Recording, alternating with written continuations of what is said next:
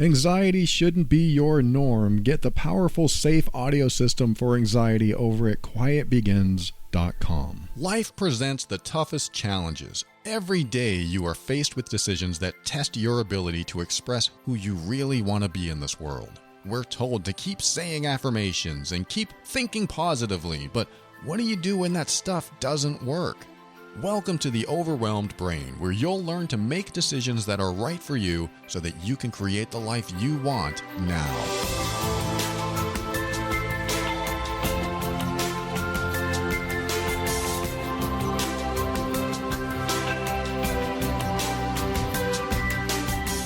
Hello and welcome to the show. My name is Paul Coliani and I'm here to help you increase your emotional intelligence so that you can avoid dysfunction, handle toxic situations with grace and ease, and show up as your authentic self. Everything I talk about on the show is my personal opinion and is meant for informational and educational purposes only. Always consult a medical or psychological professional before making any changes that could affect your physical or mental health. All right, I've got a great show for you lined up. I say that without even having recorded it yet, so there's no way I could know that. I'm just going to say it and hope it's true. So I'm glad you're here. I'm going to talk about somebody's toxic relative right about now. I'm going to read her email, and we'll see where we go with it. She writes, "Greetings. I have been listening to your podcast for a while, and it has been very helpful for me. I have a lot of toxic family members. The person I am struggling with right now and have been for a few years is my sister. She has narcissistic tendencies and is very, very hard to deal with. If things don't go her way, she is a full-blown tantrum. If anyone dares tell her no if she asks for something, we are the worst for denying what she asked for. She has called me the worst sister because I have set boundaries and I have distanced myself from her. It sucks because we used to be close so many moons ago, but now that I am married and have a child, she can't seem to comprehend that I can't just drop everything I'm doing to be with her. God forbid if I don't go see her, I am the worst person on the planet. If I don't make it to every family gathering, she wonders why I don't want to go. My husband and I attend some gatherings, but not all of them. My extended family is full of drama, gossip, negativity, and, well, we just don't like being around that environment, but my sister never sees my point. She refuses to empathize with me. She has continually hurt me with her words and pushed me away that sometimes I don't even want to go see her. We walk on eggshells around her because she has a bad temper and a fragile ego. She has not once apologized for her actions, but all we do is apologize to her. I don't know what to do anymore, and I could use some sound advice to help me. Sometimes I want to sit and talk to her, but I'm afraid because all she will do is criticize me and shift the blame on me. I feel like she wouldn't even care what I have to say. I'm at my wit's end. Please help. Any advice will help. Thank you." All right, thank you so much for writing this, and I'm sorry you have to deal with a lot of toxic people in your life. I've had some of that growing up, and I'm sure that 99.9% of the people that listen to the show have had to deal with that. This is a show about how to deal with toxic people. I mean, the overwhelmed brain. You have to deal with toxic people all the time in one way, shape, or form or another, and sometimes they're relatives. Family can be some of the most toxic people in your life because they are usually the hardest to get away from. And you are actually telling me that you continue to see her and keep her in your life. So it's not like you're trying to avoid her all the time, because it sounds like you still want a relationship with her of some sort, but she's toxic, so it's hard to have a relationship with her. So I'm assuming that when the times are good, the times are good, but when they're bad, they're really bad. Because otherwise, why would you want to continue having a relationship with someone as the person you described sounds very difficult to be around? Aside from being family, if she wasn't family, would you be around her?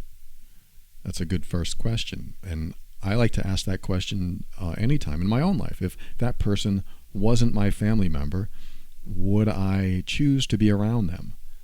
Because if my answer is no, then I might not treat them as I would other family members. That may not be easy to do. It may be difficult to keep people out of your life, and maybe you don't want to. Maybe you're the type of person that says family is everything and you should never leave family behind. You should never deny them. I don't typically follow that rule. I make my own rules when it comes to that. If you're kind and respectful and nice and caring and loving, or at least trying to be, then by all means, you're part of my family. But if you're constantly blaming and putting me down and insulting me and overreactive to things that you shouldn't be overreactive about, and you're just really difficult to be around, then I don't want to be around you, and I probably will avoid you. So that's my rules. That's what I follow, but not everyone can do that, and not everyone wants to do that. So I'm not going to push my values onto you. I'm just saying that if you have certain values that are not serving you anymore, perhaps they should be questioned. I don't know what that means to you. It could mean not seeing your sister anymore, or it could mean standing up to her or honoring yourself in a way that you haven't necessarily done yet. And what I mean by that is, it reminds me of a client that I worked with for quite a while. He had a challenging relationship with his mom. And his mom was very much interfering with his marriage and his life. And he had to work through some stuff to finally get the relationship to a point where it was not only tolerable, but maybe even somewhat okay. I was going to say enjoyable, but maybe it's not for him. But if it's okay, then can you have a relationship with that person? And she sounded like she might have been cut from the same cloth as your sister. I don't know her at all, and I don't know your sister at all, but from some of the behaviors, and like you said, the narcissistic tendencies, they could have very similar components of their personality. And so I'm going to share with you what he did, and maybe even encourage you to do the same thing. What he did was, one day he got on the phone with his mom. He'd been estranged for a while. He hadn't really talked to her too much. And he decided to get on the phone and say, hey, look, this is how the conversation is going to go. And he laid out the rules. And he said, if you start putting my wife down, I'm going to hang up on you. If you start insulting me or telling me how to run my life, I'm going to hang up on you. And I'm not sure exactly what he said to her, but this is basically how it went. If you do X, Y, Z, I'm going to hang up on you. This is what he did. He laid out the ground rules for his mom. And because she wanted a relationship with him, she didn't want to have no relationship with him. She wanted a relationship with him. She decided to say, okay, I will, whatever, I'll do my best. I will follow those rules, whatever she said. And whenever he noticed a behavior change in her and that she was starting to go down the same path that she used to go down, he would then speak up and say, look, this is starting to go down that path and I'm about to hang up. And she then, I believe, I'm trying to remember this, backed off and said, okay, I won't go down that road, or whatever she said. And he was able to establish a relationship with someone that had been a toxic and dominating force in his life for his whole life, for a long time. And so he still wanted a relationship. He still wanted some sort of connection with his mom. So he laid out the ground rules of that relationship. And by doing that, he was able to establish the relationship on his terms.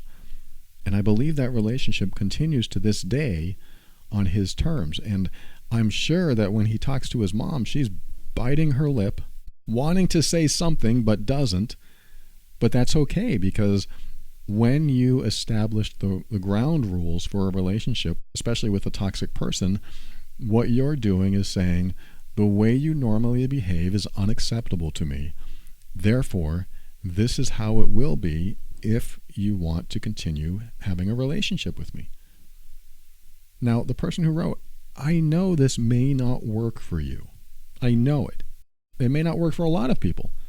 But this is for people out there where both people want the relationship. and they just can't get along. And one of them is the toxic one. This is typically what happens. One of them is the toxic one, and the toxic one doesn't think they're the toxic one. They think the other person is being a jerk or just not listening, or she thinks you're the problem. And if she thinks you're the problem, then it's going to be hard for her to hear what you're saying, because now you're being difficult. You're being the challenging one. But I still stand by what I just said. I love what this guy did with his mom, and he is establishing his boundaries. He is saying it is unacceptable. In fact, what he said couldn't be denied. She was putting down his wife. And he said, I don't want you to do that anymore. And if you do, I'm hanging up. And he meant it. It was accountability. He put it out there. He knew it was wrong, and maybe she knew it was wrong too. I don't know. But she definitely knew that he was offended by it and that he wouldn't stand for it. So this is one way of laying out what's acceptable and what's not, and letting someone else know where the line is, and if they cross it, you're not going to tolerate it. And then you have to follow through. I mean, the part of this that works is the follow through. If you just say, hey, look, you're going down that road again, please stop, and they don't stop, and then you keep saying, well, I'm going to hang up, and then you never hang up, then it doesn't work. And in fact, when we come back, I'm going to share with you why it doesn't work and what you can do instead to make this boundary setting with toxic people work.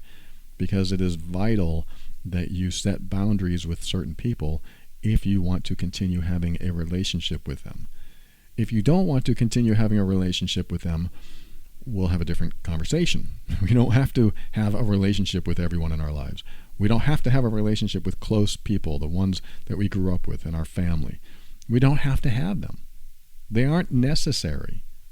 But sometimes we want them. And if we want them, then we have to establish guidelines and rules and boundaries and make sure that everyone is on board and everyone knows the rules, because if they don't, or if those rules aren't enforced, this is what we end up with. A message like this saying that we have to walk around on eggshells because they might explode at any second. How do we change this behavior? Well, I know of one way that puts the ball back in their court instead of it always being in your court. And what I mean by that is you shouldn't have to be responsible for how they respond and how they behave.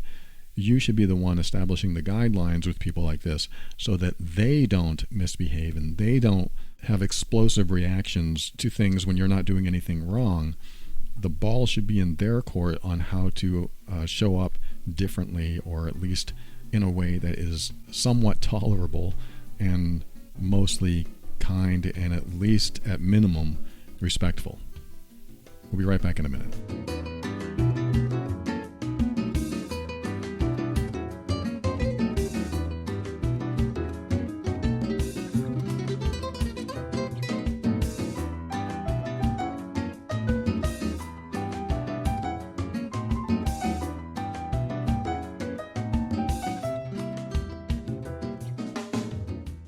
I tell you what, the testimonies keep pouring in from listeners of this show, not necessarily about the show, although I get those too, about BetterHelp. I have people writing to me who've signed up for BetterHelp and have told me this is a fantastic service. In fact, I just had one recently. Somebody reached out and said, thank you so much for telling me about BetterHelp. I reach out to them whenever I need them, and they are so helpful. It has really helped me keep my stress and anxiety down. So thank you so much. And they're thanking me, but all I did was just tell you about it. I want to tell you about services like this because they are so helpful, and I believe in them. If you've been listening a while, you know that I vet every product or service that comes through here. If I'm promoting something, it's because I've either used it or talked to them directly to make sure that it's a good fit and it's legit and it works. And BetterHelp is one of those services. If you're interested in online professional counseling, either through the phone or video chat, and they also have a messaging system. They have like a little text thing that you can write back and forth, emails and such. Check out BetterHelp.com. That's BetterHelp, HELP.com/brain. You'll get 10% off your first month, and you get to talk about anything that's on your mind. Depression, stress, anxiety, relationships. If you have sleeping issues, if you have some old trauma, or if you're dealing with grief or self-esteem issues, it's convenient. Everything you share is confidential, it's professional, and it's affordable. And they get tons of direct testimonials posted on their site daily. So if you aren't sure what's interfering with your happiness, or if something's preventing you from achieving your goals, or you just want to share what's on your mind because you need to vent, you need to purge, or just release that pressure valve and let loose on someone, that you can just walk in their virtual office, speak your mind, let it all out. And of course, they're going to ask you questions and help you reach a better place inside of you. Once you do that, once you're done, you could just walk away and shut the door behind you. And this is all virtual. You don't even have to leave your home. You can just do it, like I said, on the phone or on your computer, and you'll have somebody there that is ready and willing to help you. When you sign up, you'll be communicating within 24 hours, and they assess your needs and assign you someone that will be perfect for you. And of course, if you don't resonate with the person they assign you, you can always change that too. So if you're dealing with challenges in your life and you're looking for some more direct help, a one-on-one conversation with someone that understands what you're going through and can help you with it, check out BetterHelp. Go to betterhelp.com. That's BetterHelp, HELP.com/brain. Get 10% off your first month. Do it today. Join over 1 million people taking charge of their mental health. BetterHelp.com/brain.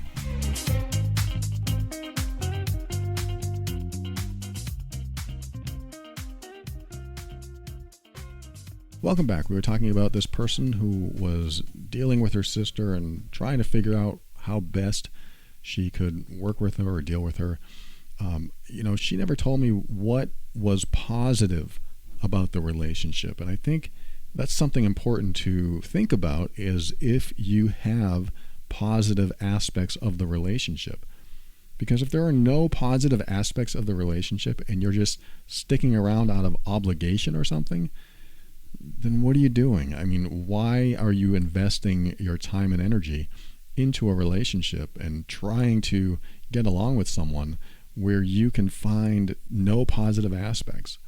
Now, I understand, again, if it's family and you have this thing about needing to have family in your life no matter how toxic they are, I get that. I just ask you to question your values and figure out if those values still serve you. Because if they don't, then what are you doing to your life? I just want to make sure that you understand what you introduce into your life, it affects your entire life. Even if you're not around that person most of the time, if you're constantly thinking about that person and trying to figure out how to get along with them better and hoping they don't call and hoping they don't show up, if you're always in that state of mind, then you're constantly stressed.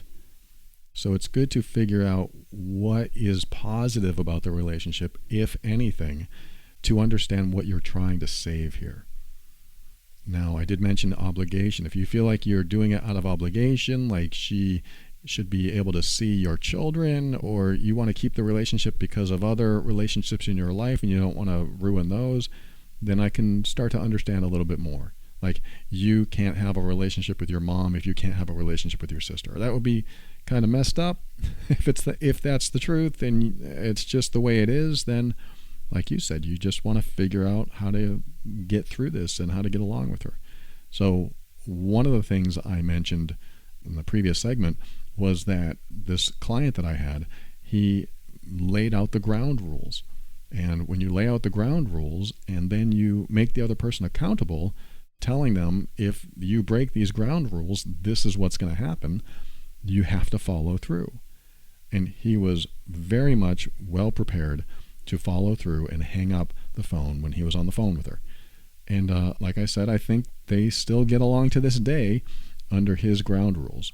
And she may not like it, but what he's doing is preserving the positive aspects of the relationship. That's why I asked about what was positive about the relationship, because if you're going to save anything, you're going to save the positive stuff. And if you want to get rid of the negative stuff, that's what the ground rules are for. Now, what you're telling me is that no matter what you do, she's going to be upset with you. If you lay the ground rules, then you're the one that's being difficult. You're the one that's being challenging. But I highly recommend you cite specific behavior and even specific words that she uses, so that when you present them to her, if you're going to take the ground rules route, when you present these specific behaviors that she does, that she understands the behavior is hurtful or offensive or insulting to you. So if she yells at you in front of other people and you find it embarrassing and shameful, then you can say something like, when you yell at me in front of other people, it makes me feel humiliated, so I am asking you to not do that anymore. It could start off just that simple, just that easy, even though it might be taken hard. She might not like to hear this rule. But what you're doing is saying, what you are doing is hurting me. You are causing me to feel bad. I don't want to feel that way anymore. So this is how you can stop causing me to feel bad. This is what you can do. This will make me feel better. If she decides that that's not something that she wants to do, then what she is telling you is, no, I don't want you to feel better. I want to do what I want to do. I want you to think about that for a moment, because if you have someone in your life that you've asked not to do something or to do something differently because it hurts you or because it offends you or you feel insulted by it or belittled or disrespected, and they want to continue doing it, remember that that's them essentially saying that it doesn't matter to me how you feel, I want to do it anyway. Just change the language in your head to those words so you understand what you're really dealing with.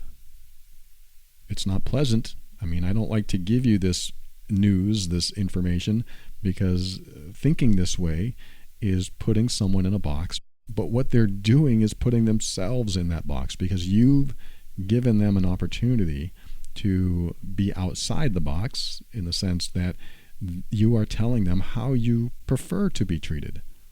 And do it with love. Tell them with love, hey, when you do that, it hurts me, so could you please stop doing that? You could say something like that.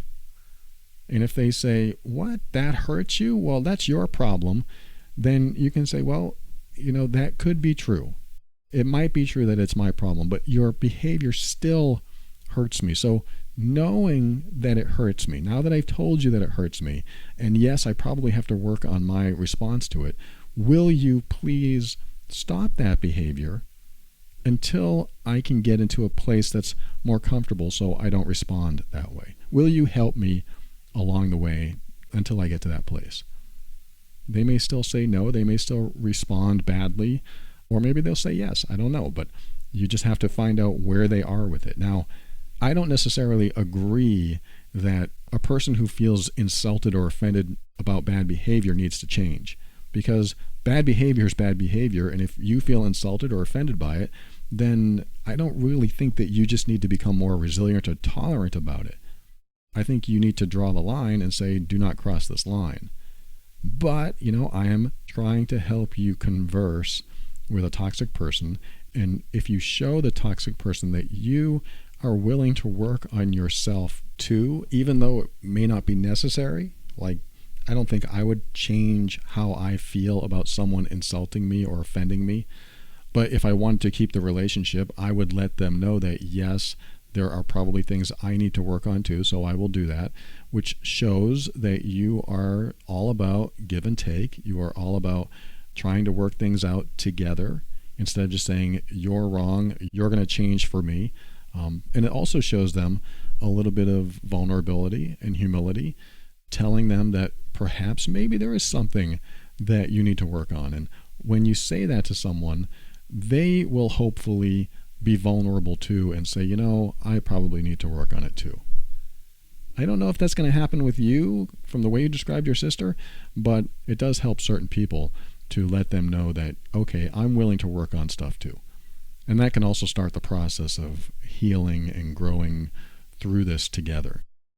But maybe not. Maybe you'll tell her what the guidelines are, and maybe you'll say you'll work on stuff too, but it doesn't change anything. I have a feeling it probably won't change anything, not because she won't change her behavior, but, and this may kind of surprise you, you won't change yours. And let me tell you what I mean. And this has to do with people doing the things they do because of the results they get. Close to that definition of insanity we always hear. If you do the same things over and over again and get the same thing, you're pretty much insane. So what do you get when you do certain behavior and you get the same results? You get more of the same.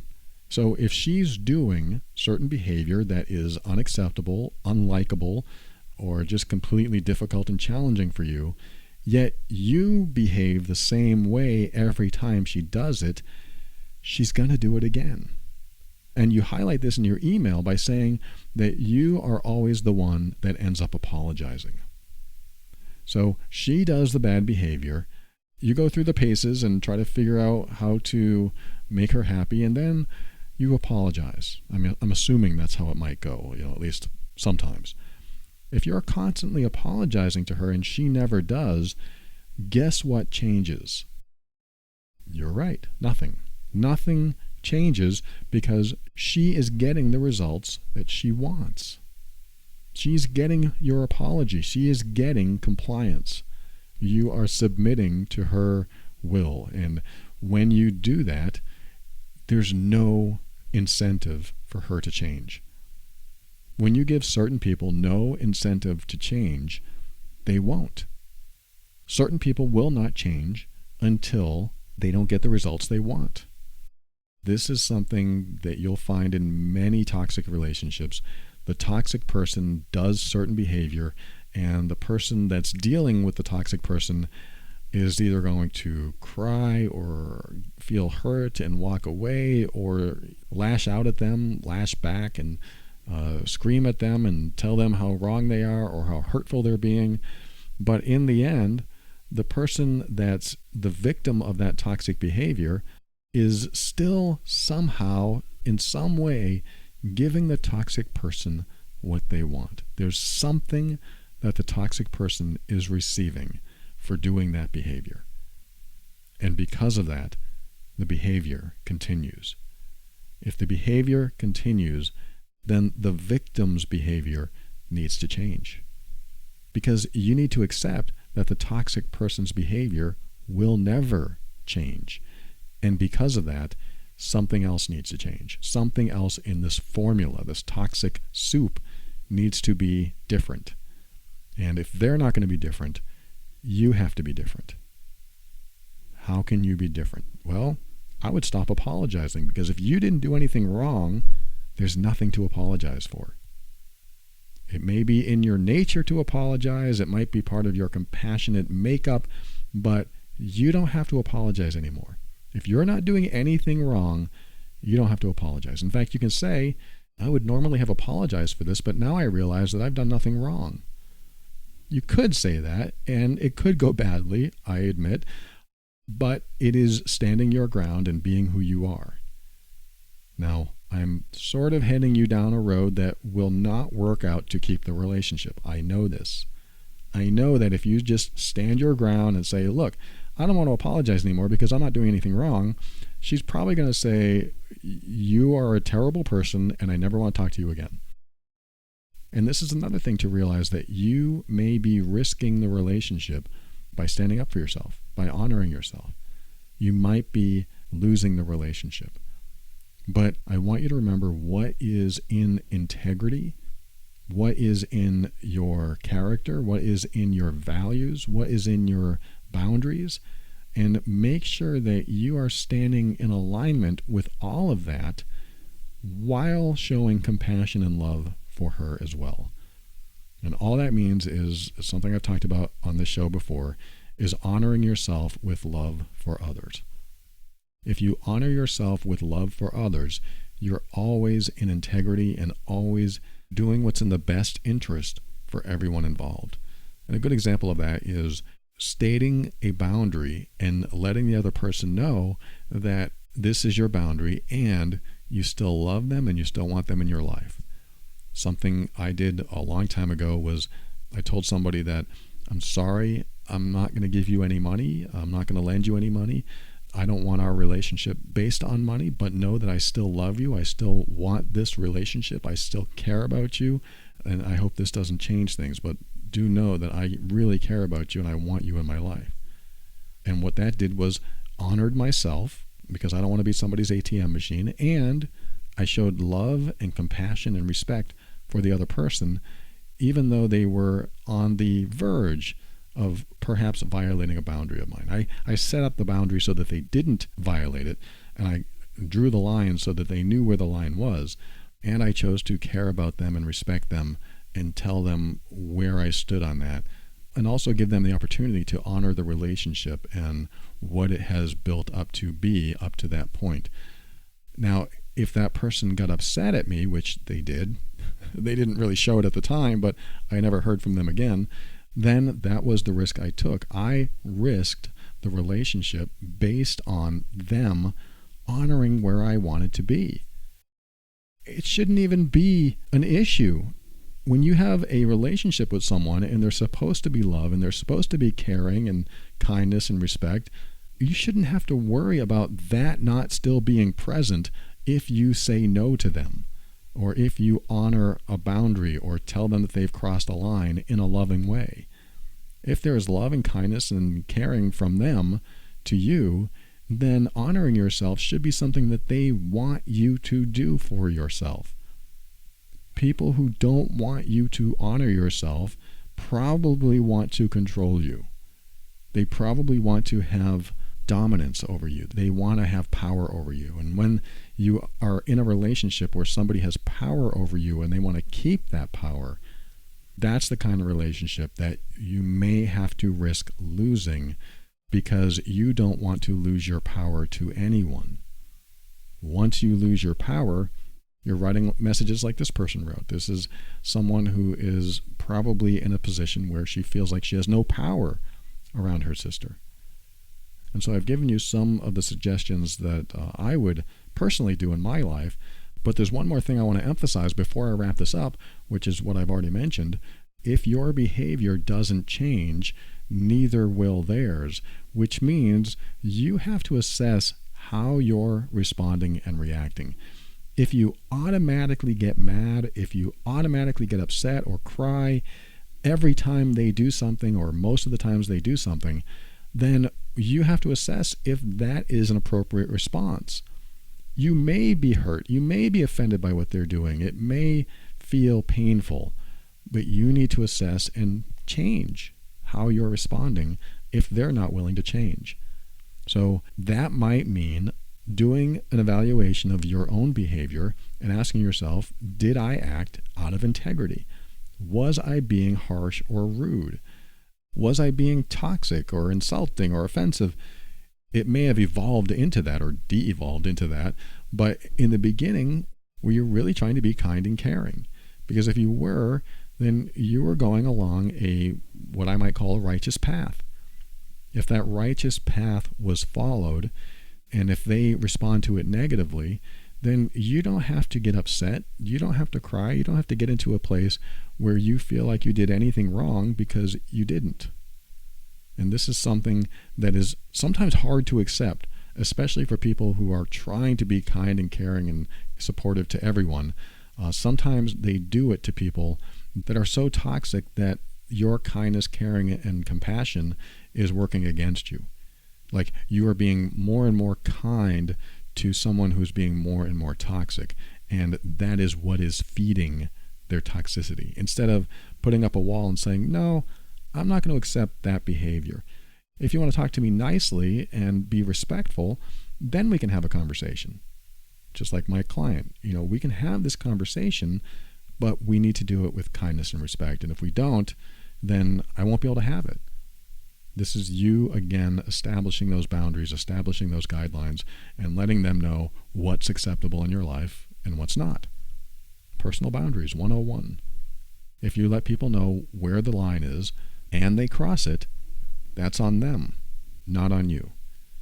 So this is why it's important to be clear what you will accept and what you won't accept in your life. And again, see her not as family, but as a stranger on the street. And if that stranger on the street treated you the way she treats you, how would you respond then? That might be a little different. You might be more willing to yell at them or more willing to be aggressive with them. But you know what I mean. I'm not saying that you just treat her as a stranger, but it is important to understand what you'll accept in your life, and that's how you establish these boundaries, is that you ask yourself, if this was a perfect stranger or just an acquaintance or my mom's friend or whoever, how would I respond then, and how would I treat them then? And would I keep them in my life? So it's just good to ask yourself those questions just to make sure you're clear about that. But coming back to your own behavior and how you respond, remember that your response is often the fuel someone needs to behave the way they behave, which is so backwards. It just doesn't make sense sometimes, because when you act kind, when you are apologetic, when you are humble, when you are vulnerable with people that are being hurtful and toxic, you'd think that they would calm down. You'd think that they would see that you were hurt or crying or confused, like you didn't know what you did wrong. But that's exactly what some people are looking for. They're looking for your upset. They're looking for your confusion. They're looking for those signs to help them realize that they have succeeded in getting what they want. It sounds so awful. It sounds so terrible to think that there are people looking for that. But let me just share this. It may be unconscious. When they get your negative response to their hurtful behavior, they may not consciously realize they're looking for your pain. They just know that when you're in pain or when you're suffering, that they get what they want. And if they get what they want, then they have survived the moment. Because people who bully, people who intimidate, people who are toxic are typically more in survival mode than most people. They're just trying to survive, because if they don't do the behavior they're doing, they think that they're going to feel some sort of emotional suffering or pain, and they don't want to feel that, so they put it out on others. This is why sometimes killing somebody with kindness can be life-changing to them. Now, I don't often talk about killing somebody with kindness on this show, because if somebody's so toxic that they're hurting you, you need to get away or get into a space that protects you first. But when you get to a point where you are ready to honor yourself and you're okay being in your own skin and showing up as who you are, and you're okay telling people, no, that's not acceptable, so I'm not going to allow that in my life. When you're in that space, when you're confident in yourself, then when somebody comes along who does all this hurtful, insulting, or toxic behavior, and you can look at them and say, even though you're doing this, I still love you, I still care about you, and I know you don't mean what you say. When you can do that, you are on an entirely different plane of existence from a lot of people. Because how many people can do that? It's like this conversation that my girlfriend and I had the other day. I said, if somebody ever broke into our house, I used to think that I would just bash them in the head and I wouldn't care if they live or died because they put my family in jeopardy. I used to think that way. But now I would probably knock them out, bring them down, do something that incapacitated them. And if I had hurt them in any way, I would probably care for them until the police came. And to say that out loud is still weird to me, but I also know that people do stupid things. Especially young people, they'll do more. Sorry, young people, but when you're younger, you don't have as much life experience, and you're more likely to do stupid things. You're more likely to get with stupid people. You're more likely to experiment with harmful drugs, and I'm not putting anyone down for that. I'm just saying, I was young too. I did a lot of stupid things, and I can witness other people doing stupid things now too at a young age. And as I grew older, I realized, when you're young, you don't know as much, and you're likely to do stupid things. Like when I was a kid, I used to steal from stores. And doing that now, that's not even on my radar. Stealing? That's just not in there. I don't want to steal from anyone. But when I was a kid, yeah, I was all about that. But I didn't do it all the time, but I did it. And I don't like that I was ever that way. Because as you grow, you learn and you figure things out, and you realize, some of those things aren't very good, because you develop empathy and you develop morals, or at least strengthen your morals and your ethics.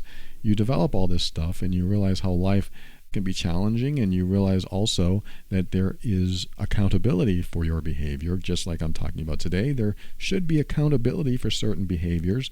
And when you realize this stuff, you change. And the accountability really helps you change. And then you also realize that when you change, you get better results. So it would be great to see toxic people change because of somebody else's accountability toward them, because I've seen toxic people lose friend after family member after family member, and then finally realize that they are the common denominator for all the problems in their life, and then they change, and then things get better. Doesn't happen often. It happened to me with relationships. Every single romantic relationship I've ever had in my life, except for this one, failed due to behavior that I was doing that I didn't realize until I got married and divorced. I thought marriage was the end. This was it. This is how I'm going to be happy for the rest of my life. And when the divorce came, I finally decided to assess what the heck I was doing wrong. It actually happened right before the divorce, but I finally assessed my own behavior, and I also finally took responsibility for my own behavior. I was the toxic person in my romantic relationships, and to take responsibility for that and realize that I was causing these failures in my life, that changed my life. It made me be a better person. It healed me. Well, I mean, it started my healing process, and that healing process led to a better feeling inside myself, carrying less anxiety, less stress, carrying less repressed negative emotions, healing from depression, all this stuff. Taking responsibility for all the failures in my life, finding out what I could do differently and how I could show up differently, and also especially how I was hurting others, changed my life so dramatically that I don't have most of everything I used to experience anymore. I mean, it is night and day. And if a toxic person can take responsibility for their behavior and start to change things in their life changes. It has to. It has no choice. And then there are people that will come back into your life, and then there are people that won't. And you just have to keep moving forward and making sure that you're trying to do everything you can to be a good person and treat people nicely and show compassion and caring and kindness and respect and all of the stuff that I brought up earlier. And when you do that, life just gets easier. I mean, it's a lot easier. It's a lot easier when you're not the toxic person or you're not with a toxic person, and you don't have to deal with all the drama and all the bad behavior from those types of people. So to the person who wrote to me, yes, you are in a very challenging situation. I totally get it. But it will never, ever change until you do, and until you draw some boundaries. And also remember that it could alter or dissolve the relationship completely. But what you're doing is letting them know how to show up in your life in a healthy way, in a supportive way, so that you can show up in their life in a healthy way as well. And that's how relationships last. You create a healthy foundation of boundaries, and you move forward together, supporting each other and caring about each other and caring about each other's well-being. And when that's one-sided and the other person doesn't care about you, but you care about them, the ship will always be listing, and you will always be close to sinking. And you just don't want that feeling. You don't want that sinking feeling. You want to have a good relationship, and in order to get good relationships, some people need guidance. That sounds a little arrogant. That sounds a little egotistical, but if they're showing up in a way that is harmful, and it sounds like she is, it sounds like your sister is showing up in a harmful way, then when you give her guidance in a loving way by honoring yourself while loving her, it gives her an opportunity to show up in a better way, in a more empowered way, and even in a way that you could eventually admire. Because that's what family does, right? They help each other out of the quagmire so that they can have a better life too. Because I'll assume that she is probably very unhappy. I imagine that she is just very unhappy, because nobody intrinsically acts like that. That is not a natural behavior that comes out when you're born.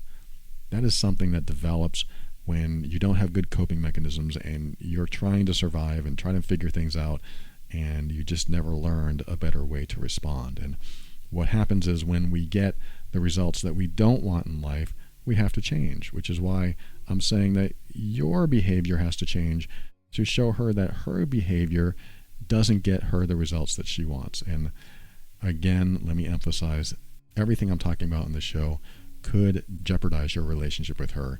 But I do want to ask you, is it worth keeping the relationship you have now if you're constantly in stress mode or walking on eggshells?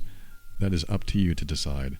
And I wish you the best through this. I know it's difficult, but thank you for sharing this. I appreciate you. Thank you for tuning in. I hope this helps. We'll be right back with my thank yous and my goodbyes right after this, and I will close the show. Be right back.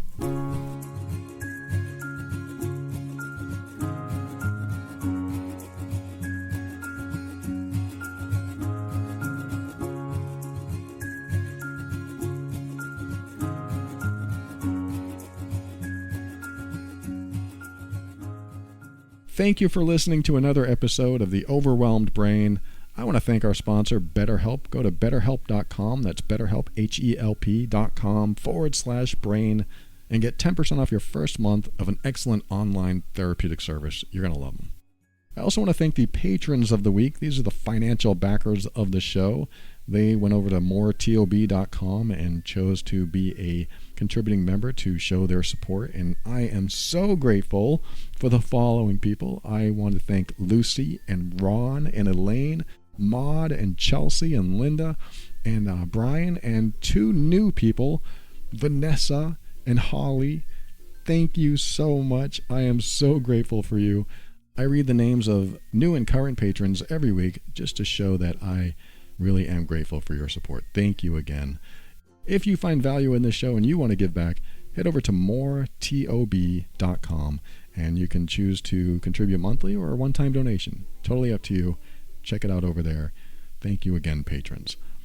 I also want to mention the Love and Abuse podcast. If you are in a difficult relationship with anybody in your life, anyone that you might find challenging or toxic, like the person who wrote today, if you're in any type of emotionally abusive relationship, go to loveandabuse.com, check out the podcast over there. And if you want, get the Mean Workbook. The Mean Workbook is an assessment and healing guide for emotionally abusive relationships. It tells you just how deep you're in it and what you need to do next and how to think about things. And it really walks you through the paces. So check it out over at loveandabuse.com. And finally, thanks to Kevin MacLeod of Incompetech.com for some of the music transitions in The Overwhelmed Brain. And to end the show, I'm going to change directions here and read this person's message. They said, for the past few years, since after my divorce, I've been really soul-searching. I've been an avid listener of your podcast and really love what you do. For a while now, I've been feeling like it's my destiny to help people who are lost or feel broken. I want to help them find a path to a better life, but I'm not sure what avenue to take. I was hoping you could help give me some insight. Thank you for your time. I appreciate your work. All right. Well, thank you so much for writing that. And I read that because there are people that listen to this show. There are people that have absolutely the same, if not better, abilities than I. I'll admit, there are people out there that know how to help others. If you're listening right now, you already know how to help someone in some area of life. And I want you to really let that sink in. You are able to help other people in some area of life. And you might be able to take those skills that you've learned and help others maybe as a business model if you wanted to. You could certainly become a coach, a therapist, a counselor. You could go back to school or whatever. You have the ability to help other people in their lives with something they're going through because you've been through things. You've been through things. I've been through things. You hear me on this show all the time. I tell you all the stuff I've been through, and I share them with you in hopes that they will help you get through whatever you're going through. But I haven't been through everything. Like somebody asked me something the other day that I had no clue about because I'd never been through it. I'd never talked to anybody about it. I've never studied it. I've never worked on it. And it's just outside of my field of expertise. And when that happens, I might have to talk to people in that field to help me understand a little bit more about it. But I have my expertise. I have my areas of experience and my history that helps me help others. and so do you. So to the person who wrote this, they're asking, what avenue should I take? Or do you have any suggestions on what avenues I should take? I think if you're going to do this, if you really want to start helping other people, then think about a subject that you could help anyone with.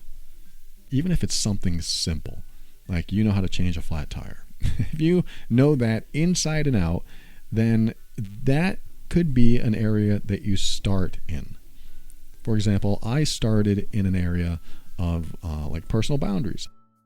I could talk about personal boundaries all day long, inside and out, and I would never get bored because it's a subject that not only interests me, but I went through a lot of healing with personal boundaries. In fact, I didn't have my personal boundaries for most of my life. I just let people walk on me. So that healing process that I went through was very educational, and very educational for other people, not just me. And I knew that it would help other people, and I didn't want those other people that were experiencing what I had experienced, so that's when I decided to help other people with it.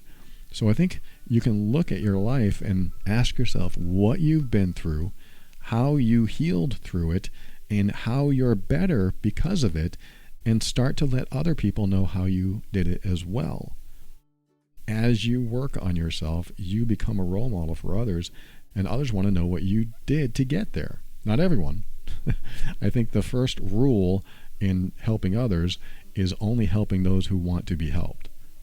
If they come to you, if they ask you, if they're saying, I see what you did, how did you do it, I want to know too, they're opening the door. But if you see someone going through their thing and you know you can help them, I don't recommend saying, hey, I see you going through your thing, let me help you. You can ask them if they want help. I don't think that's a problem. But if you say, hey, I see you're going through your thing, let me help you. I know how to help you. Now you may be in a situation where somebody isn't ready for your help. They haven't reached that level where they're asking for help, and they're still trying to figure things out, or maybe they don't even think they need help. They just are in their own space, and we've all been there too. Sometimes you don't want help. Sometimes you just want to figure it out on your own, or you don't even think you have a problem, even if other people see the problem. So that's why I think it's important not to insist that you help somebody else until they're asking for it. Which leads me into doing something bigger than yourself. And this person's asking if I could give him some insight. My insight for you, if you want to help others, is do something that is bigger than yourself, whether that's a blog, an Instagram feed, a Facebook feed, or a podcast like this. Do something that shares your knowledge, that helps to provide your experience and what you've been through with others, so that when people hear you, they can choose to continue to listen and take your advice or not. But when you do something bigger than yourself, and that's what I mean, just doing something that reaches more people than just inside your house, when you put yourself out there, what ends up happening is that people that are looking for what you're talking about will find you. Now, I know what some people are saying. They're saying, but I created a blog and it's been up there for 5 years and no one has ever found me. I know that. I get it. This is one of those things that I learned from the get-go, is that no matter what, no matter how long it takes, no matter how much you feel like your message isn't getting out there, it always reaches someone as long as you are persistent and consistent. What does that mean? That means when I created this podcast, I refused to miss 1 week. Meaning, I have been creating a weekly podcast for the last 7.3 years, and I have not missed maybe one episode. I've only missed one episode in the past 7+ years. And by doing so, being consistent and persistent, continually putting what I believe to be true and what I believe to be helpful information out there, it eventually got more and more popular. The biggest mistake I see people make when they're putting themselves out there into the world is that they give up after 6 months, a year, 2 years, even 3 years. They just give up saying, this isn't going anywhere, so I'm going to stop doing it. When they do that, then they fade away, or at least their online presence fades away. Then they're not seen again, or maybe they'll come back in another form. But when that happens, when you stop being consistent and persistent, nobody will find you. But today's day and age, there are billions of people online. So when you put something out there, you are not going to be found right away. Podcasting is a little different. Podcasting, they're still pretty fresh. If you put out a podcast now, you're more likely to be found sooner than later. But blogging, it takes a little time for a blog. But social media channels, there are people with Instagram channels with thousands of followers, hundreds of thousands, and even millions of followers. But they chose a channel, and that's another thing I want to emphasize, is that you choose the channel that's right for you, whether it's Instagram, Facebook, what's the new one? Clubhouse, what's another one? TikTok, whatever it is for you. Choose a channel, be consistent. Maybe it's daily, maybe it's weekly. You kind of want to just keep putting information out there. That's how I started. I just created blog articles. I was doing both, actually, blog articles and podcasts. I was doing both consistently and persistently, and eventually people started finding me. And I did go through a period, like after 6 months, thinking, wow, no one's listening. No one's finding me. I'm getting no feedback. I'm just putting stuff out there. Maybe nobody cares. Until one day I got an email that said, your podcast has been life-changing. That day changed everything. That day told me that what I was doing was going in the right direction, and that's all I needed to continue. And it didn't matter if I received any more messages. I affected one person. And I think that was the biggest qualifier and the strongest validation that I needed, was that somebody actually listened and someone was actually getting value from what I was putting out there. And the reason I think that's important, that one person is affected, is because if one person is positively affected by what you're doing, that means there are many, many others out there that will be as well. So my advice for you, if you want to put yourself out there and help others, is to find a channel or two, like podcasting or social media or blogging, and stick to it, and do it in a way that's both transparent and vulnerable, meaning be yourself, show up as yourself, but do so in a way that is helpful to others. Like, you don't want to talk about yourself the whole time, but it is nice to share who you are and what you've been through, while also helping others get through what you've been through and what they're going through. At least that's kind of what I do here. And when you're persistent and consistent, meaning pick a release schedule, do a blog a week, a podcast a week, or every other day, or whatever it is for you, and stick to it even when you feel like giving up, and just keep going. And that doesn't mean you have to do it forever. I mean, if you're doing it for years and years and no one's ever writing or listening, and you're not getting any feedback on it whatsoever, there are times where you have to change things up. If you're writing 500-word articles, maybe you have to write 1,500-word articles. Maybe you have to write 7,000-word articles. Or maybe you have to create shorter podcast episodes or longer podcast episodes. Or maybe you have to put more pictures on your social media. I don't know. Sometimes you have to change things up because there's so much information out there. But as long as you're giving away really good information, stuff that you know works, that's the best way to start. And when you're transparent and vulnerable, people will connect with you because they want to know the real you. They don't want some salesy person that sounds fake, or at least I don't. When I'm listening to other people, I don't want some salesy person that sounds fake. I want somebody who's actually connecting with me, that treats me like a friend, because I want to be treated like a friend. I want to be treated as if we're in a coffee shop talking together, just like I'm talking to you. I'm hoping that we are connecting like that. And speaking of changing things up, sometimes you do. Sometimes that you find out that what you're talking about or how you're presenting it might need to change up a little bit. Sometimes you need to think out of the box. Like when I created this show, my main philosophy was to teach things that you could not find on the internet. That was one of the philosophies of the show. Because if you could find it on the internet, then you don't need this show. So that is something I still do today. I hope that's true, and if it's not, then you don't need this show. So that's something I've stuck with, and I think it's really helped increase the popularity of this show. And if you do that too, it'll help you too. I support anyone that wants to put helpful information out into the world. I think that the more people do that, the more the world is a better place, or at least a more educated place, so that we can feel empowered to make decisions that are right for us. That's my tagline. Don't take it. I want you to make decisions that are right for you. Because when you do that, you create the life you want.